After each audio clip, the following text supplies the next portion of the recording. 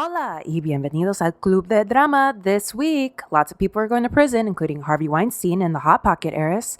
Pete Davidson spills the beans on Ariana Grande. Duffy's back. And in our main story, Stef tells us all about El Cantante, Hector Lavoe. Stay tuned.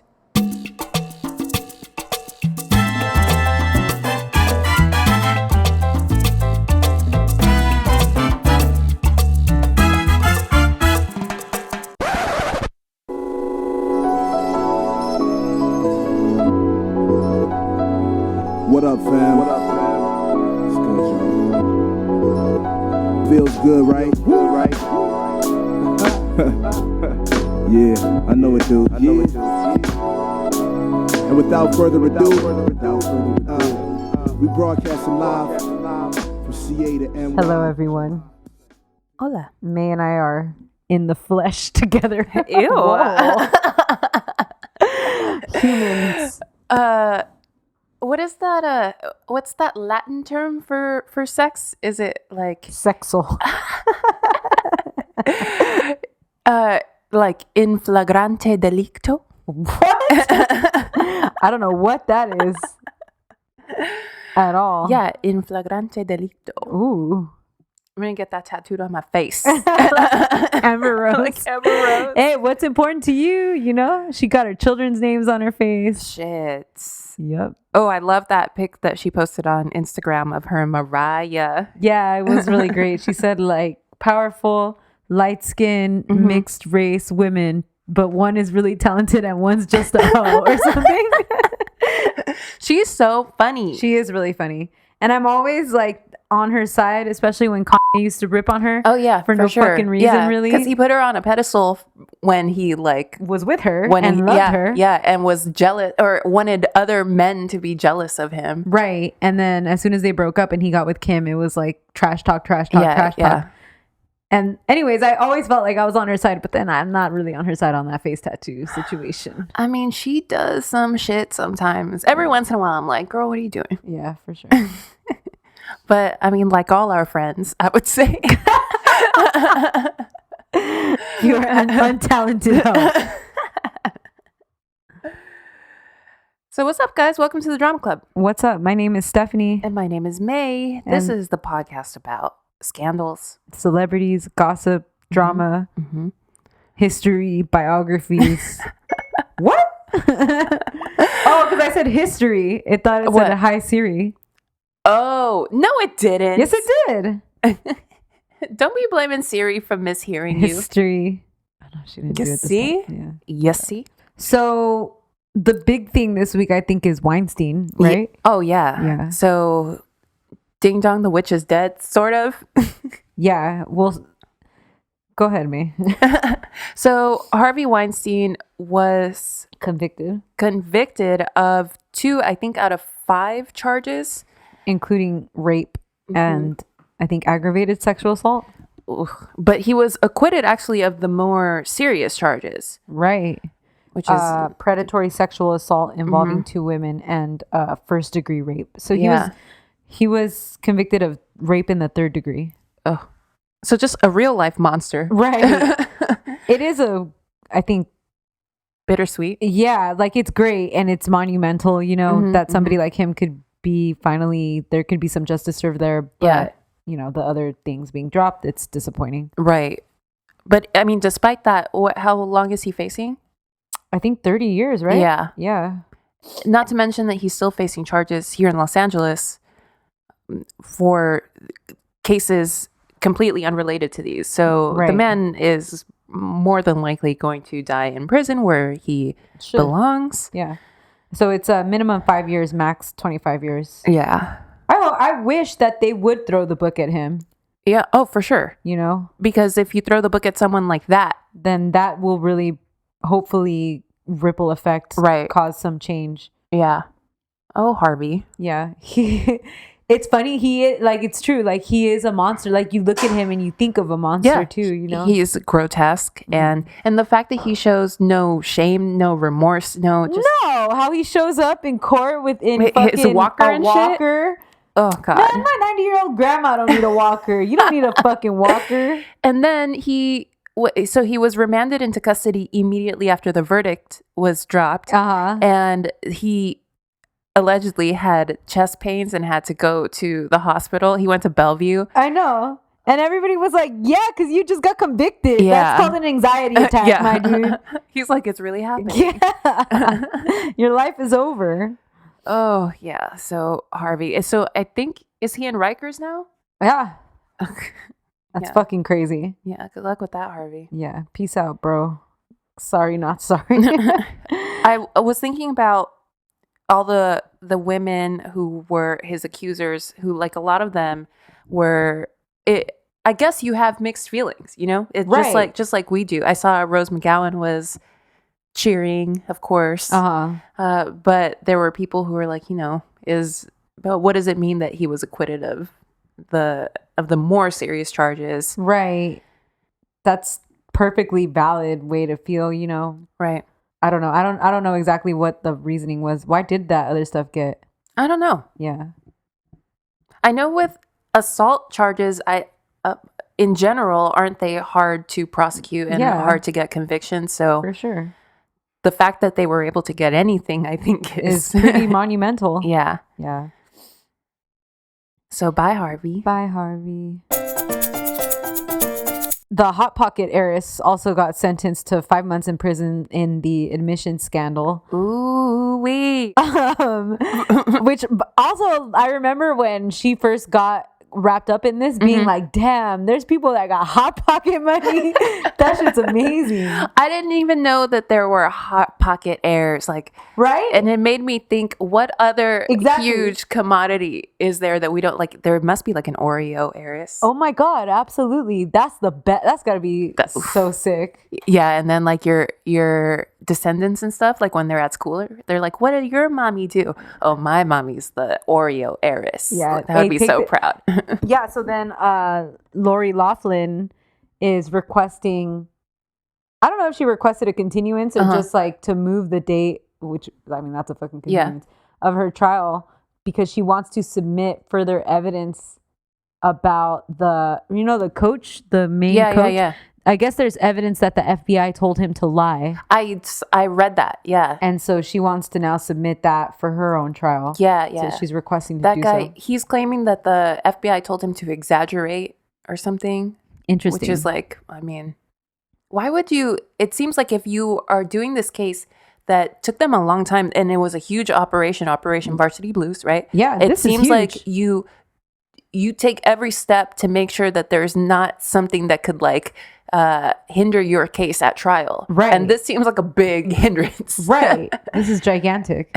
How long did a Hot Pocket get? 5 months. All right. Is that more indicative of what maybe Lori would get? How much did What's-Her-Face get? 90 days?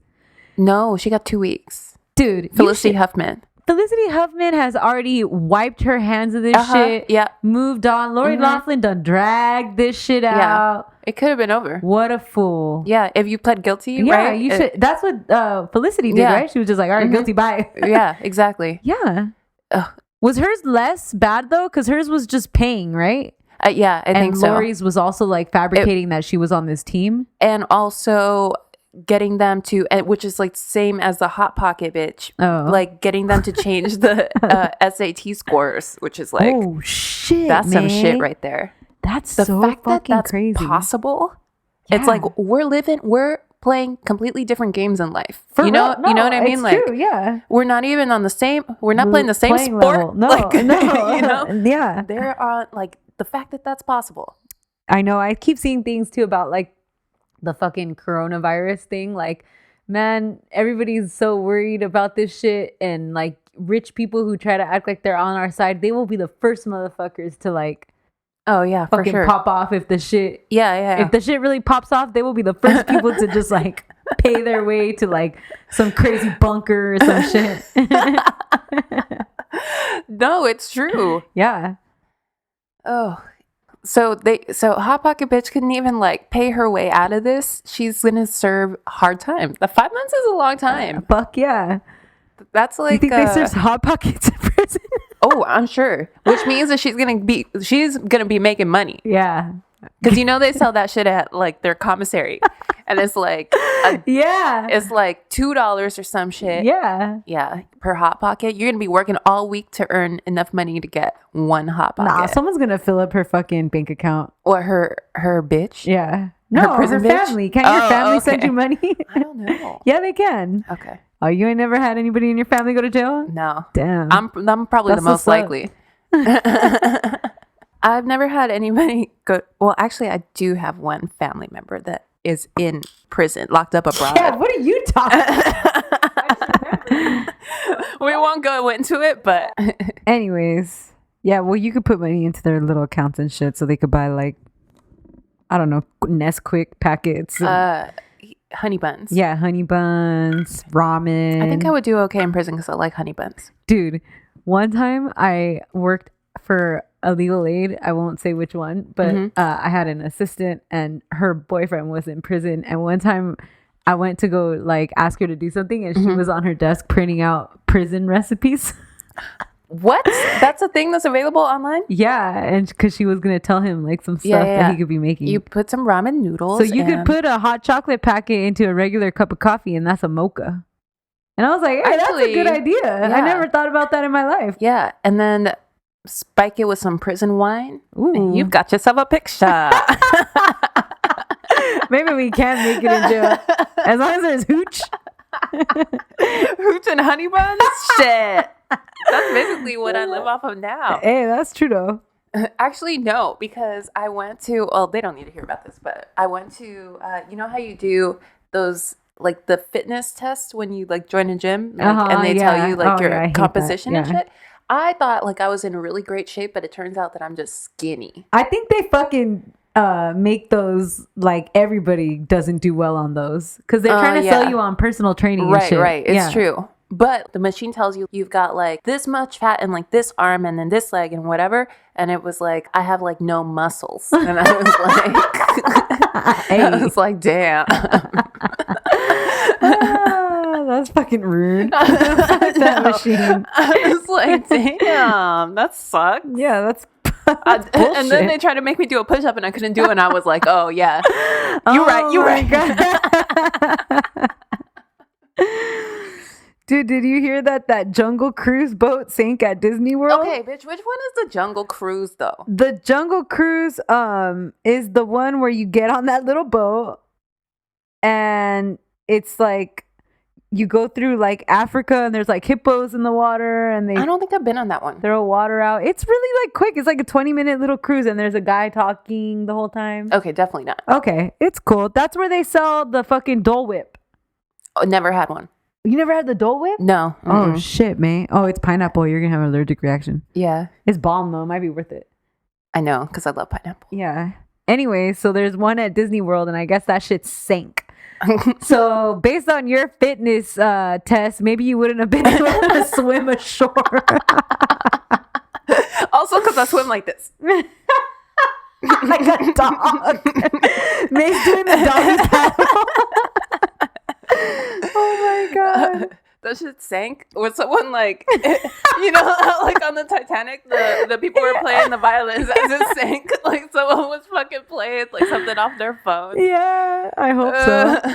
That's what I would have been most concerned about is my phone. Oh yeah, well it's water resistant. Yeah, but how long? I mean, depending on how long the swim is, right? Also, the shit is not deep. Those things are like deep, you can walk across.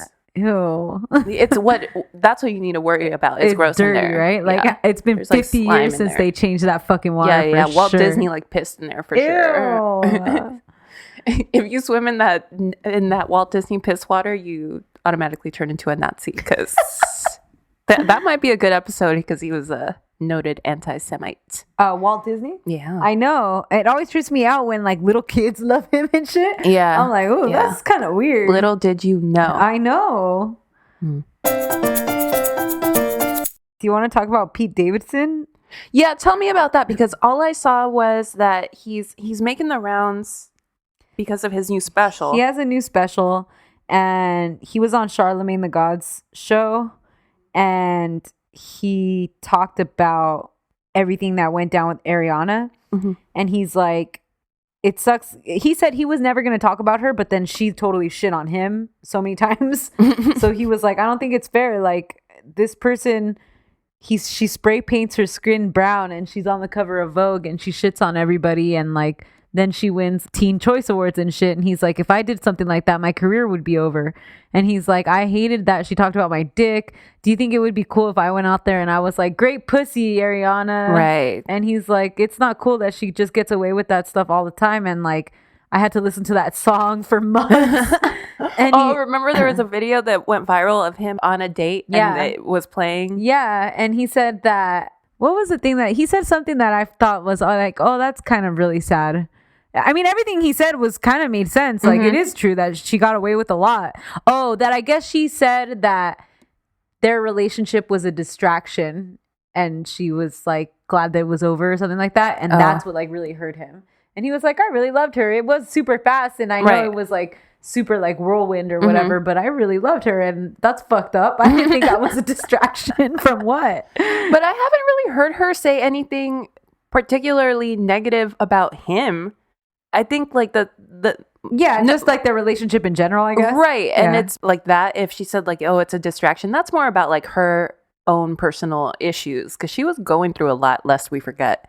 Well, yeah, but she still shouldn't have fucking said that about his dick, really. Yeah, that's true. And she also needs to stop fucking spray painting herself that way because she is like 10 shades lighter than that. Yeah, and it's that weird. shit is not okay. Yeah, it's fucking weird. Yeah, it's super weird. And it's gone on for like she's been getting away with it for a long ass time. Yeah. And what? Because she makes good music, we're just going to let that shit slide. Kim K too, actually. And people always call them out for that shit too. Right. Yeah, that's fucking weird. Why do they do that? Because you want to be something that you're not. Yeah. I was telling my mom this week, I was like, Mommy, am I lighter than you? And she was like, yeah, can't you see? And I was like, because May said that she used your makeup. And she was like, yeah, I'm dark. Yeah. And I was like, oh, you are? And I was like, what do you mean? She was like, because your sister, my tia was dark. Yeah. And their dad is dark. You're light because your dad's light. And I was like, oh, I don't fucking know. Like my grandma's light, but my tia is dark. Who's my mom's mom? Okay. My mom's mom is light, but her sister is dark. But Charlie is light. Charlie's super light. But Charlie's dad is like Italian or something. Oh, okay. Well, that makes sense. Anyways, I don't remember why we started talking about that. Yeah, what were we talking about? I don't know. Oh, do you know anything about Steven Spielberg's daughter? I think they're trying to keep it kind of like quiet. Oh, yeah. Okay, so Steven Spielberg has a daughter who, first of all, I did not know. Yeah, he has a lot of adopted children. Yeah. I did know that because I remember watching the HBO documentary Spielberg. Remember that one? That's right. Yeah. I forgot about that. Yeah. Well, that was a good one. Yeah. Yeah, so he has a daughter who said that she's going to do porn. Right. But she vows to only do like single person porn, right? Yeah. Which I mean, you might as well. Like, what's the difference at that point? Yeah. But she has some issues, right? Yeah, she has mental health issues. And so she said this, and then obviously Steven Spielberg hasn't said anything, but there were rumors that he's obviously like trying to stop it from happening, and he's super concerned. And I mean, I would be too. But she says something. I did read a little quote where she said like, I don't want anyone to like blame my parents. Like my parents have been very loving and stuff, but it doesn't seem like she's ever really lived with them. Like she went to boarding school and stuff. Oh, okay. So the 23-year-old posted solo sex videos on Pornhub. Yeah. And she's trying to get licensed to become an exotic dancer in Nashville because she thinks she's a very sexual creature and is tired of not being able to capitalize on her body.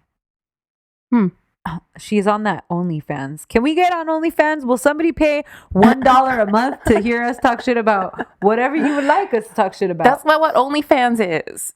What? What's OnlyFans? OnlyFans is like for you to do porn. That's what I was like. Where are you going with this? You want somebody to pay $1? What? Porn? Yeah, it's like you can do. I thought it was just like influencers who like, and like you got like more content, kind of like Like Patreon? No, it's like mostly porn. What? Yeah. Oh, man. Because I see people on my Twitter feed advertising their OnlyFans, and it's like they'll give you like, it's like a guy jacking off a little bit, and it's like, want to see more? Go to my OnlyFans. What? Yeah. That's crazy. Well, I can't do that shit unless you guys want to see me in a sweater.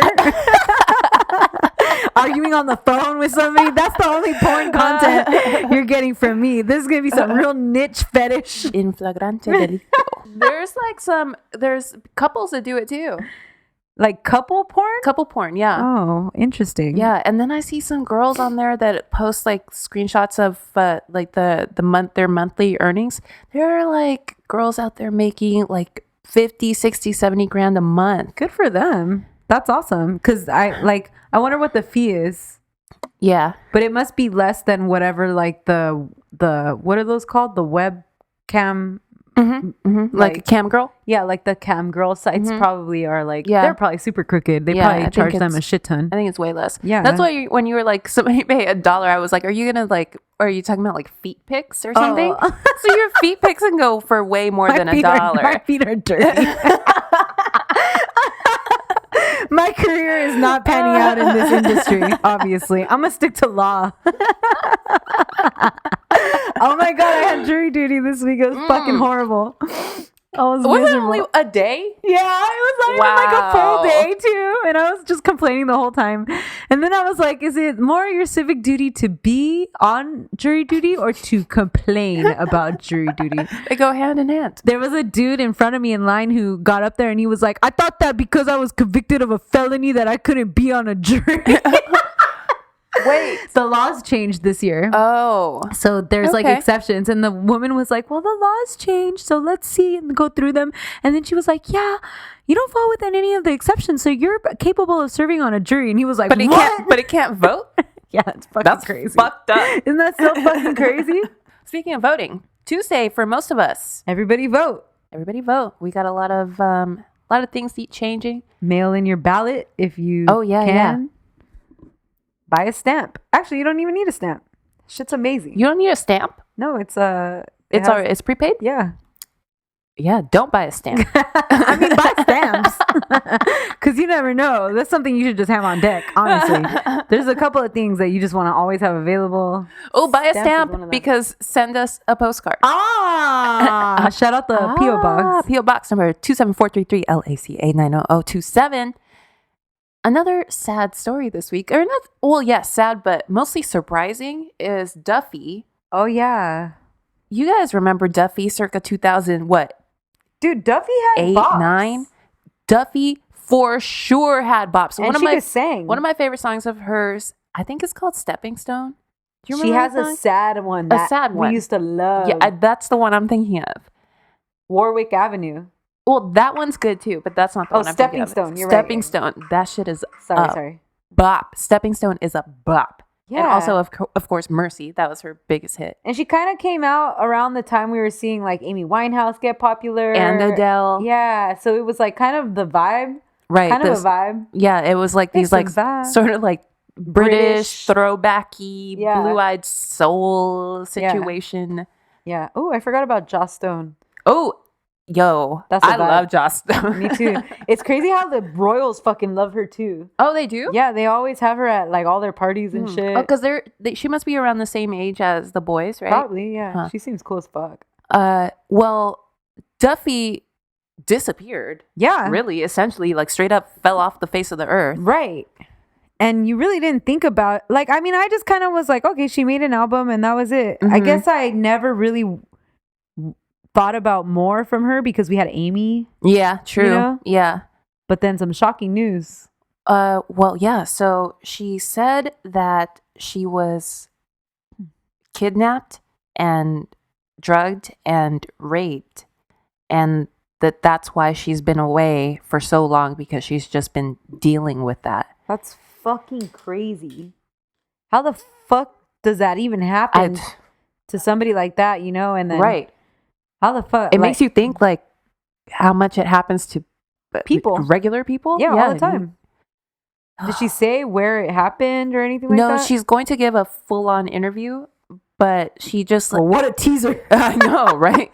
She said, I just want to let everyone know that I'm okay and that I appreciate that you've been thinking about me and wondering what happened to me. And she said that she's ready to tell her story, which that's awesome. Wow. I mean, it's not awesome that it happened to her. But I know, but it's awesome that she's willing to speak about it and it's seemingly okay. Yeah. I mean, as okay as I guess you can be after something like that. But yeah. Ooh, I was shocked when I heard that. Ooh, me too. That shit's crazy. I actually did think about what happened to her like a couple years ago because NT told a story about her on his site where he says that she was kind of like not too far removed from her first album and was supposed to be making new music. And that's when he met her.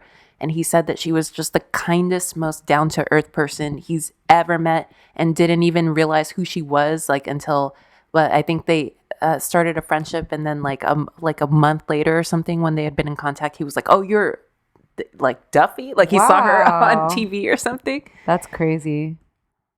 Yeah. So, I mean, good. I mean, shout out to her. Yeah. Shout out to Duffy. We'll see what. Yeah. I can't wait for that interview. Yeah, for real. All right.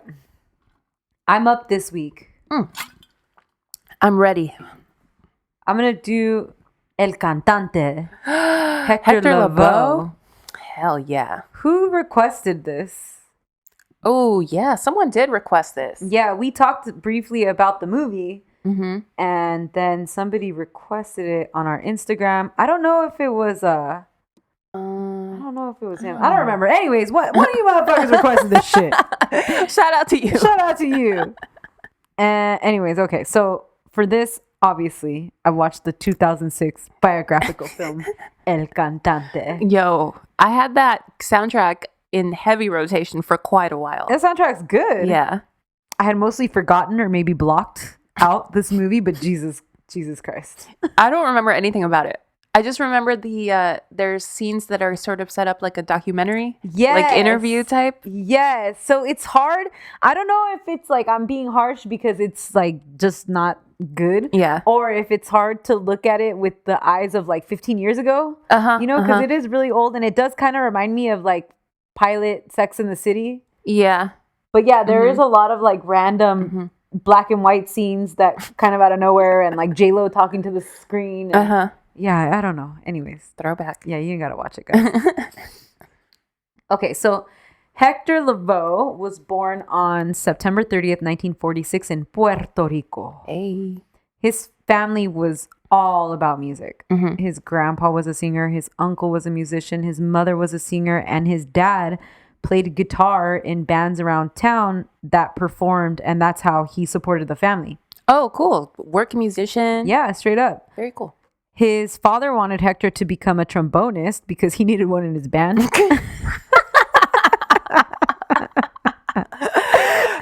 Okay. And so he thought like that would be a way for them to make more money if they had a trombonist in his band. Oh, no. I don't like that. I know.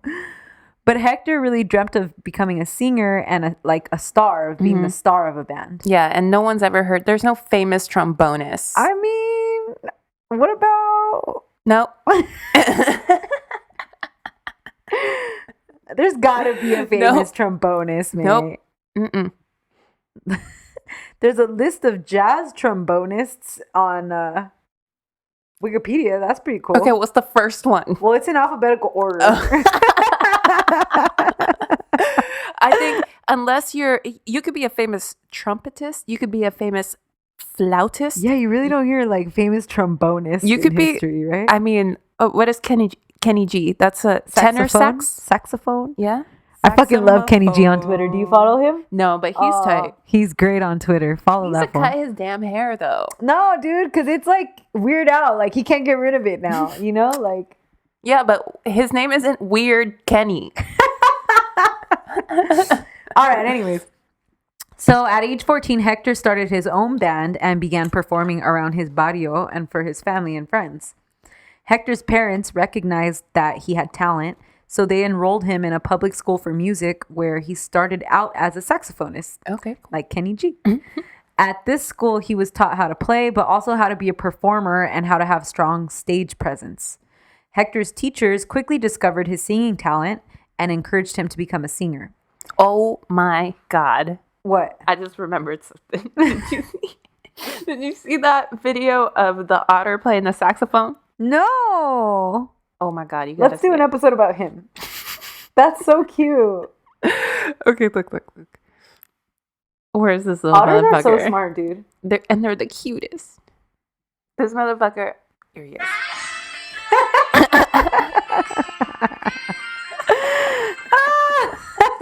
Why is this otter in this house?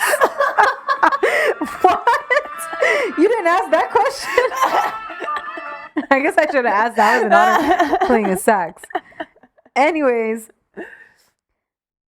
Hector then started performing at nightclubs along with his He's 14 friends though. Roberto Garcia and Jose Feebles. I know, May, but this is Puerto Rico. Yeah, they all got rules. This is like the 1950s. Like, nobody give a shit. He's married and Remember shit. Sally making that cocktails for Dawn and I always think of that where she's like, "How much bourbon?" And like she's just a little girl. So Hector dropped out of school at age 18 and put together a 10-piece band. He dreamt of moving to New York against his parents' wishes. Mm-hmm. This was the time when a lot of Puerto Ricans were migrating to the mainland for better opportunities, as the Commonwealth had become established in 1952. And that still happens, obviously, to this day. Yeah. Hector was interested because he saw that there was a huge Latin music scene happening out there.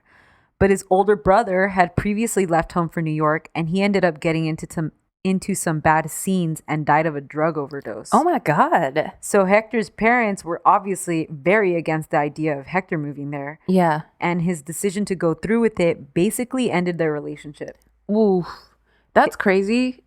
Well, I was just thinking about something similar because last night I was watching an episode of Real Sports on HBO. Oh man, I haven't seen that in a long time. It's so good. Yeah. Like, oh yeah. Anyway, so they were talking about rock climbers. Oh yeah. And how it's such a deadly sport. Yeah, why? And there was this guy talking about his son who died rock climbing, and the interviewer guy was like, "And you've been through this before." And then you know how they fucking reveal shit on that fucking show? Yes. And it turned out that like his older son had died rock climbing just like 2 years before or some shit. What? Yeah. That's fucking crazy, May. Wow. So of course, like as a parent, something like that happens to your child and you see how bad it could be. Right. You saw the worst case scenario. Right. So you're like, why? You just want to keep your kids close to you and safe. I get it. Yeah. They didn't have to like completely cut him off. Right. Because then that's worse. Then. It is worse. Like, then he might as well be dead to you. Yeah. Against his parents' wishes, Hector moved to New York and he moved in with his sister Priscilla.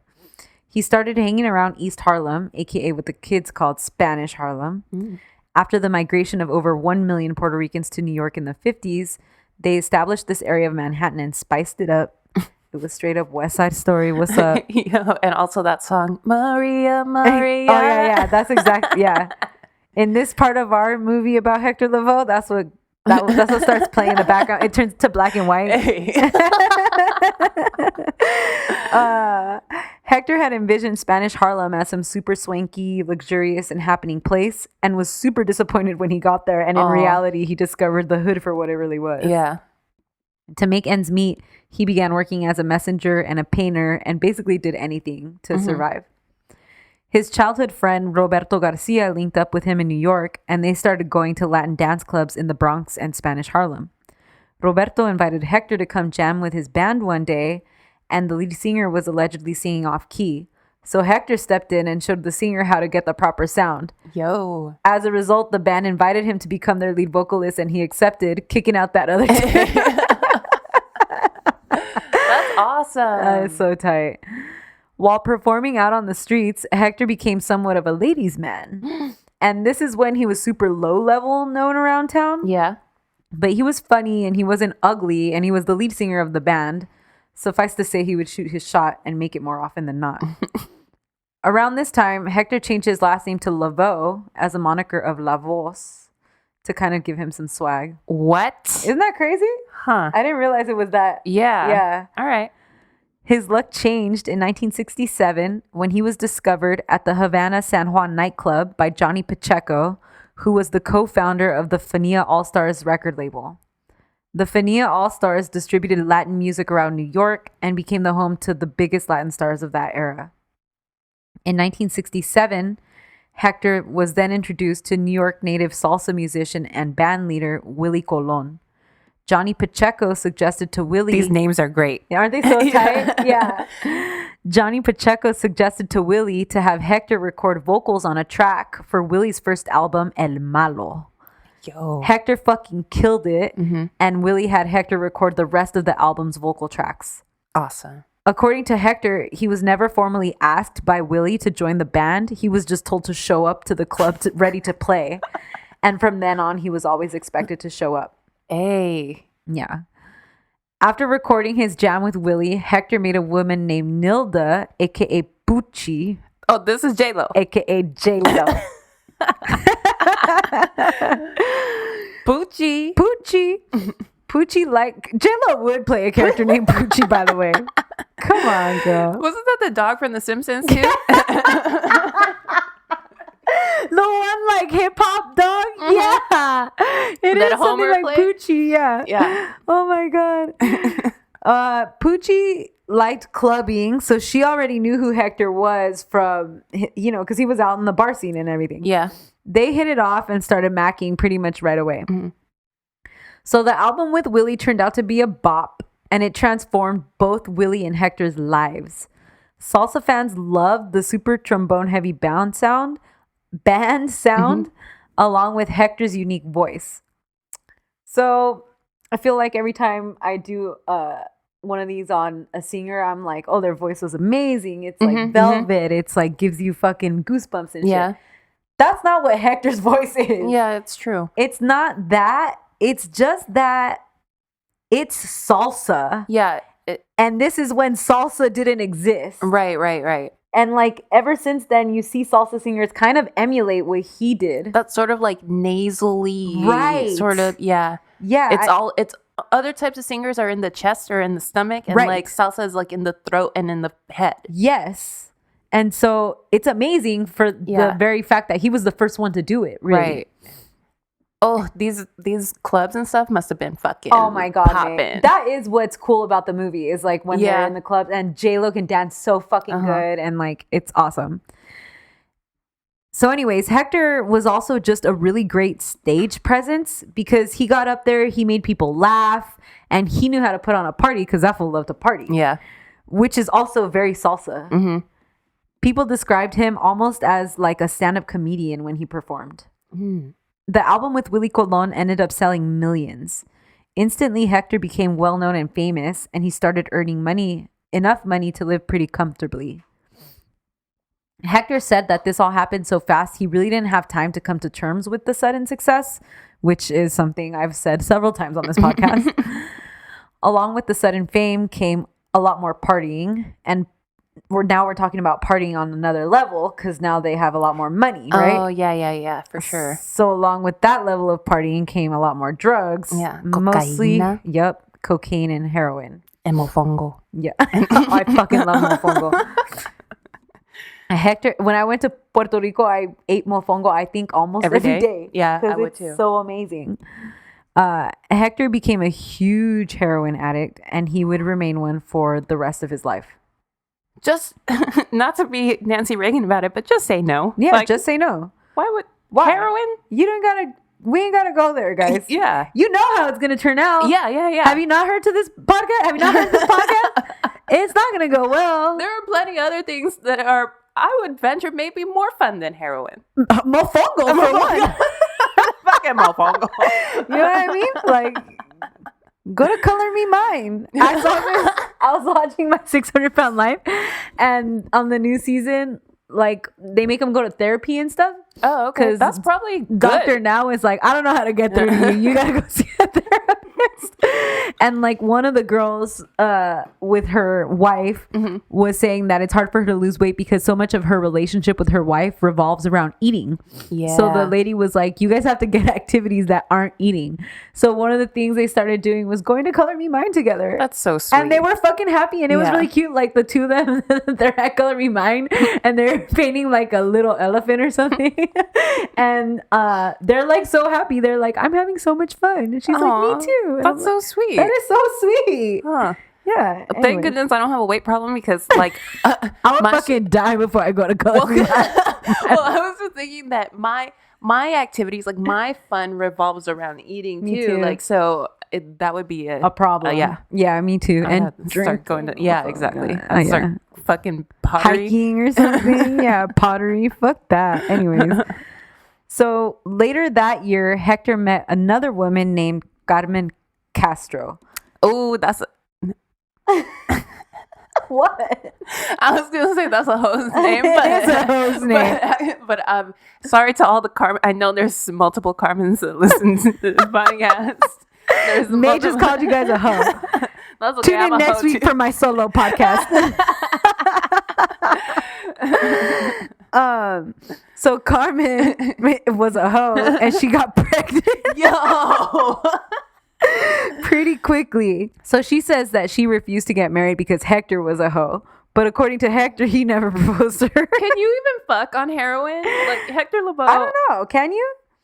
That's something that happens in the movie when J-Lo's fighting with Mark Anthony and she's like, yeah, I'm fucking the trombonist. I'm fucking the guitar. I'm fucking everybody because guess what? My husband's too fucking drunk and high. Yeah, there you go. To be able to fuck. Like, Hector Lavoe doesn't fuck. Yeah, he sure don't. So Carmen gave birth to her and Hector's son, Jose Alberto Perez, on October 30th, 1968. Hector and Carmen put together a baptism for their son, because, you know, Latinos. And on the night of... What instrument is he missing in his band now that he needs his son to triangle? I was thinking of Selena y los Dinos right now, because, you know, dude... So I was at the train station and they had a Selena t-shirt at the, you know how they have like little stands? They had a Selena t-shirt right next to a MAGA hat. What? That's fucking rude. I don't think those. No. They don't go together. You haven't seen the new season of Larry David, huh? No. All right. It's not even the name of the show. I know of Larry David. Anyways. So Hector and Carmen are baptizing their son. And on the night of his son Jose's baptism, Pucci calls him and let him know that she's also pregnant with his baby. That was my next question. So Hector then had a second son, Hector Perez Jr., on September 25th, 1969. It's fucked up if you're the side piece because look who's the junior, you know? Well, check this out. After Pucci gave birth to their son, Hector proposed and he and Pucci got married. According to Hector, Pucci pressured him to distance himself from Carmen and his first son, Jose Alberto. So Hector said he did so at her request since, like you said, Pucci was his main girl. Yeah, that sucks. So he basically had no relationship at all with his first son, Jose Alberto Perez. That's ugly. That's so fucked up. Yeah. In the movie, Pucci has to go find Hector at a hotel room, half drunk, half high, and half naked. And which half? The top. Okay. And she had to bring the priest to the hotel room in order for them to get their wedding over with because he wasn't making it to the fucking church. I remember that part. Yeah. I don't know if that's true, but it's so fucking great in the movie that this woman was that fucking determined. Hector was her fucking man and she was going to marry that fool whether he knew it or not. Oh my God. Somebody tweeted about I'm going to read out the tweet right now. Yeah. Okay. So this bitch tweeted, this is at Blair Sochi, or maybe Soki. Anyway, she said, okay, I have no choice but to say this here. The hottest guy I've ever seen in my life works at the Silver Lake Trader Joe's. And if you go there, I know you know who I'm talking about. I know exactly who she's talking about. And that's my man. So that's my boyfriend who doesn't know that he's my boyfriend. So like when you were talking about Pucci, it's like, that's going to be her husband, like whether he wants to or not. Take the fucking priest to Trader Joe's next time, man. Propose to that fool in the wine aisle. I'm going to get down on one knee. Yeah. Or you know that section where they have like their new products? Yes. Yeah. Propose to him right there. I'm going to give him one of those, the everything but the bagels he's. Yeah. That's what's up. Willie Colon and Hector went on to record 14 albums together over the next 7 years. 14 albums. So basically straight through most of the 70s. Yeah. These are Latinos. They're fucking working, baby. Fucking Kanye making 7 beats a day fucking summer. Willie Colon and Hector were on coke and they were fucking making 14-minute salsa songs. Their albums became anthems for the Latinx community, especially in New York. Yeah. And they've been credited as the founders of contemporary salsa. Mm-hmm. I read about this time in music in an article about the Fania All-Stars by this writer named Rafael Lopez Rodriguez. And I want to read what he wrote because it's pretty cool. Okay. So he said, the roots of salsa go back to the African slave era in the Caribbean, specifically Cuba. The African slaves brought different styled rhythms to the Cubans, which then merged, creating Afro-Cuban style of song. By the 1880s, this style of music was known as bolero, and that had spread all over Latin America. Then during the 1930s, rumba became popular, and by the 40s and 50s, that had transitioned into mambo and the cha-cha-cha, with most rumba orchestras being headlined by, again, Cuban artists. Shout out to Ricky Desi Arnaz, there you go. Salsa then developed as a combination of the mambo, the cha-cha, and the rumba through influence by Puerto Rican immigrants in the United States who brought in different music and swag. The term salsa and the genre itself was not recognized until the 1960s, and it was known as having been born in New York. And so inevitably, Hector Lavoe and Willie Colon were known as the forefathers. Yeah.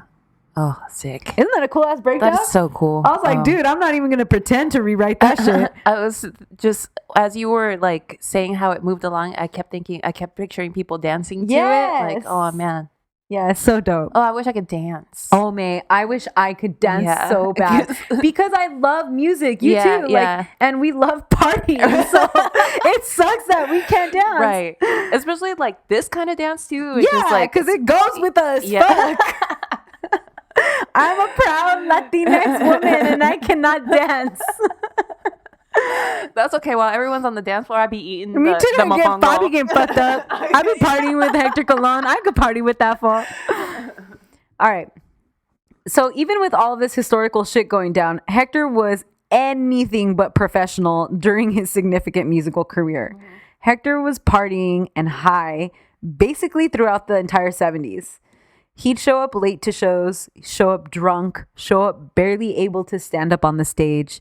He would ghost his bandmates, etc., etc., etc. Oh, it's so shitty. It's so shitty. He and Willie fought like fucking crazy over Hector's antics, and it caused a lot of tension within the band. Who plays Willie in the movie? Nobody. Oh. Yeah. He once insulted a fan who requested a specific song while they were on stage, and the fan then jumped up and beat the shit out of him. And then Hector ended up in the hospital. Hector later recorded a cover of the song that fan requested on an album, and he started off the recording by saying, "Para ti, mother flower." Oh, so it wasn't even one of his songs. No, the guy was requesting like somebody else's song, and Hector was like, "Fuck you." Yeah. Okay. But then he recorded a cover of it. Yeah. And there's a pretty dope single album cover with Hector flipping off the camera while smiling, and he has a black eye. Yeah, it's so dope. So that's from that night? Yeah, cool. So once again, Hector was always high. Poochie would have to get him together for concerts whenever she could. She'd pick his faded ass up wherever he was, get him dressed, get him sober enough and wake enough to perform, and then get him on stage. Carmen wasn't going to do that shit. Fuck no, she wasn't. Carmen was a hoe, as we all know. Surprisingly, although I read a lot about how Hector's drug use and lifestyle caused a lot of tension within the band, you never read concrete details about how it caused friction within their marriage. Mm-hmm. And obviously it did, and he was openly cheating on Poochie and everything, but she was really ride or die for him. Yeah. She was aware of what he was out there doing and kind of tolerated it for whatever personal reasons. She probably knew the type of man he was when she got with him. Exactly. And Poochie also liked to party, and she also liked to do drugs. Yeah. And she also really liked fame. So I don't know if she did heroin or anything, but she was for sure doing coke and shit. Okay. In her later years, as their son grew up, she slowed down the partying, and she also wanted Hector to do that, but he never did. Mm-hmm.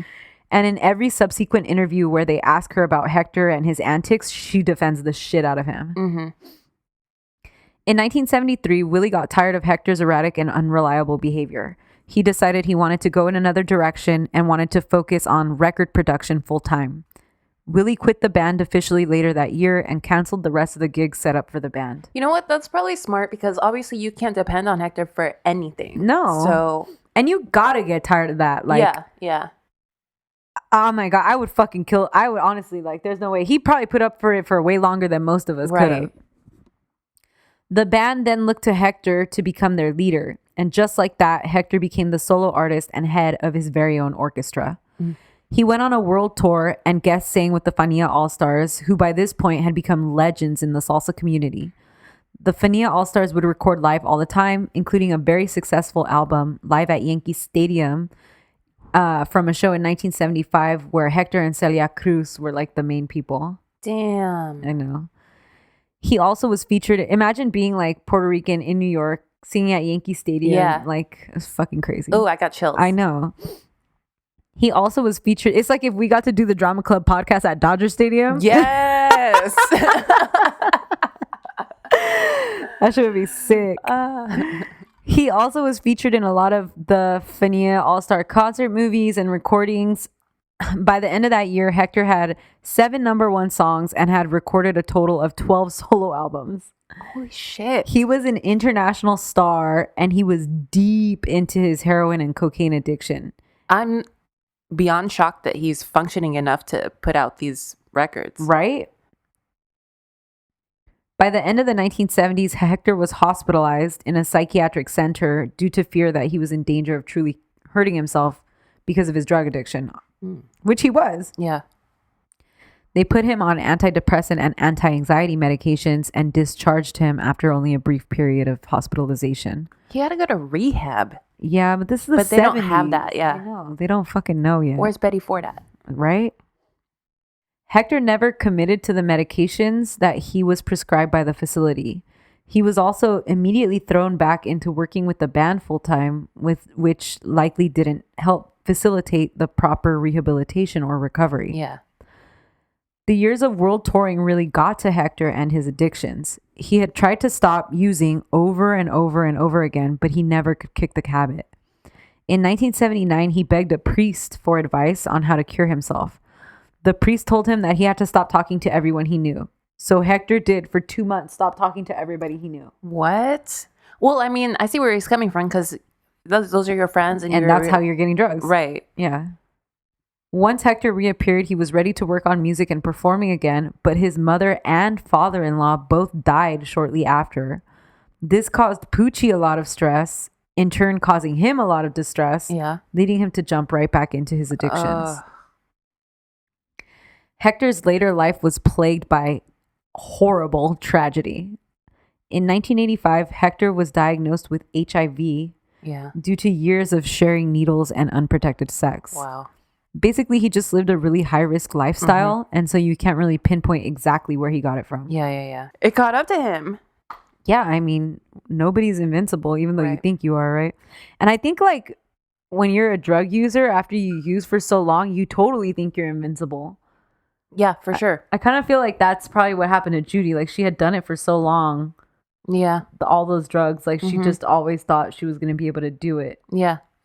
Especially her, because it was a part of her life since she was, 3-4 years old? Right.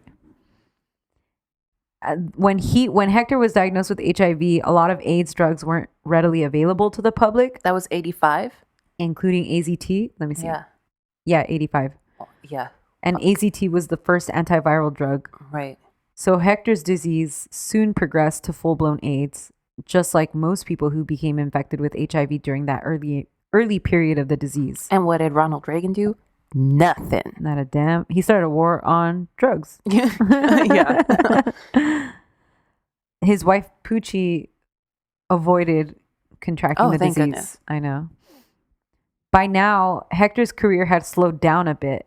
He wasn't really putting out new music. Not that he really had to, but his visibility had certainly gone down from the hype he lived through in the 70s after taking a few breaks and just, he's just slowing down. Yeah.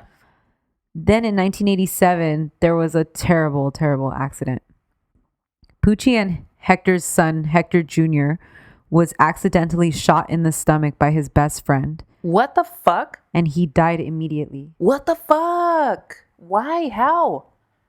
I can't find much of anything on this. In the famous interview of Poochie, she just says, I don't like to talk about it. How old was he? 17 years old. Oh my God. Poochie and Hector obviously were destroyed completely by the death of their only son. Yeah. This only further dragged Hector down the already destructive path that he had been on for so long.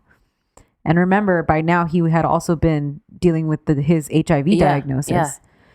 It also obviously caused an insane amount of stress on his marriage.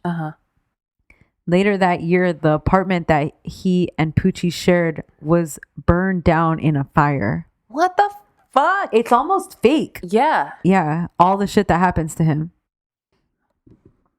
1 year later, Hector scheduled a concert at the Rodriguez Coliseum in Puerto Rico on June 25th, 1988. Oh, this is his homecoming. Yeah. And he needed to work too because he was losing assets and everything. Yeah. Hector's ticket sales were so poor and the venue was so empty on the day of the concert that the concert was canceled 2 hours before he was set to perform. Oh, that sucks. Hector was so upset by the promoter's decision to cancel the show at the last minute that he got up on stage and performed for the few people that had shown up for the show. Wow. Obviously, this debacle was a gigantic embarrassment to him and a blow to his ego. Yeah, that's humiliating. The next day, on June 26, 1988, Hector attempted to end his life by jumping out of the 9th floor of the Regency Hotel in San Juan, Puerto Rico. What? He suffered multiple fractures, broken bones, and completely destroyed some of his organs. The combination of the loss of his son, his shrinking career, and his struggle with drug addictions just completely got the best of him. The 9th floor. He survived miraculously because he hit an air conditioning vent on like the 6th floor on his way down, which kind of broke his fall. What the fuck? Isn't that fucking crazy? And also, what a fucking crazy way to kill yourself. And this man is like, he has survived. Like, yeah, shit. Ooh. After this, he completely backed away from public life and he stopped performing altogether. Could he? I mean, I can't imagine that he was like, no, he couldn't anymore. Okay. Yeah. After that. This event is what truly marked the end of his career. Yeah. Poochie and Hector then basically separated and started living in different apartments and basically having separate lives. They never really divorced though. Yeah. And it seems like they were never, their marriage was never that. It's not like what you would consider a traditional marriage anyways. Yeah. And then probably the one thing that was holding them together was their son, which they don't have that anymore. Right. And yeah. In that famous interview that she gave in 2002, which the movie's based off of, she says that after he was injured and everything, that she couldn't, basically like she didn't want to remember him like that. That she wanted to remember him the way he was, so she had to walk away from their marriage, which I think is pretty fucked up. But like we said, it's not a traditional marriage. You know, I'm reading this book on Mao Zedong right now, and he loved his mother a lot. Like she did everything for him, and he worshipped the ground that she walked on. But when she was dying, he sent her a letter and said, like, I don't want to remember you the way you are right now. I want to remember you. I wonder why. The way you were before. And she sent a letter back like, okay, I understand. Fuck. It's really fucked up, though. It is like fucked up. Ugh. Fuck that, dude. It's selfish. Yeah, it's really selfish. In 1990, Hector was ready to try and do some comeback. For what? He probably had bills to pay or something. Yeah. He signed up to be a part of this large performance alongside the Fania All-Stars in New Jersey, but he wasn't even able to sing a few notes of some of his most famous songs. Wow. On June 29th, 1993, Hector died in Manhattan from complications from AIDS at 46 years old. He was buried in the Bronx, but in 2002, his remains and those of his son were exhumed and reburied in his native Ponce, Puerto Rico, along with those of his widow, Poochie. Poochie died in 2002 while she was being interviewed about her life with Hector for a film. She also died very tragically after she accidentally fell backwards out of her apartment window on the 14th floor of a complex. What? Isn't that fucking crazy? She was 52 years old. I don't understand what? Me either, May. I don't know. It's almost like, it seems like, are they cursed or something? Yeah. Right? Yeah. Hector was posthumously inducted into the International Latin Music Hall of Fame in the year 2000. He's still considered one of the best and most important singers in the history of salsa music, and he will forever be known as El Cantante. Yo. And that's the story of Hector Lavoe. Woo! Isn't that fucking crazy? That's a great one, Stef. Duffy lives a crazy life. Oh, yeah. It's just short. I know. Wait, he was 46? Yeah. It sounds like he lived the life of like an 80-year-old or something. Yeah. Yeah. And at the same time, I'm surprised he survived as long as he did. Yeah. It's this weird paradox. Yeah. Wow. That movie could have been so much better. I feel bad. I think it's not bad. It's just not great. And I think part of the reason is because I don't think she had, and that's what she said, that she didn't have the support that she wanted and needed. Like, maybe if she would have had more money for the movie, you know what I mean? She like, produced it? Yeah, like hired better everything. Yeah. Not put herself in it. But like you said, it's It's there also you go. like very self, like, yeah. But, and I think you said it might be a little dated now. Yeah, for sure. Yeah, it's also dated, yeah. Yeah. Oh, but I remember she campaigned real hard for that Oscar. I'm sure she did. I just saw, you know how Vanity Fair does like break down your... Is it Vanity Fair or GQ? Somebody does like break down your most iconic roles, like YouTube videos. And I watched hers and she talked about it. And they asked her, they were like, we heard that at the time you felt like the Academy and like Hollywood snubbed you. Didn't give you the credit and like snubbed you. And she was like, I did feel that way. And, you know, I felt like Mark and I tried to tell the story of Hector as best we could. And I thought that it was great, and I thought that it's important, and I think that salsa music's important, and I just think they didn't even give us the time of day. Like what she said I thought was solid. I was like, oh fuck, that's kind of it's true. Also, like, you're doing a biopic about like someone that I would imagine that most of your audience has never heard of. Right. It's a tough sell. It is. Because I don't even imagine that Judy made a lot of money, and everybody knows who the fuck Judy Garland is. Yeah, you know? For sure. But Judy had Renee. I think Mark Anthony's good casting though. For that. Oh yeah. It's gotta be him, right? Yeah. Who the fuck else would it be? Yeah. And she said that she had read a script about Hector Lavoe before they were even married, and that she had always wanted Mark to play him. Yeah.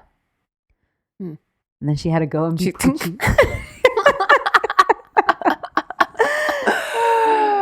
Well, guys, that was this week's Drama Club. Thanks for tuning in. Hit us up on Instagram and Twitter at Drama Club Pod, and on the website dramaclubpod.com. On the hotline 505-539-0556. You know where the fuck the P.O. box is. Hey.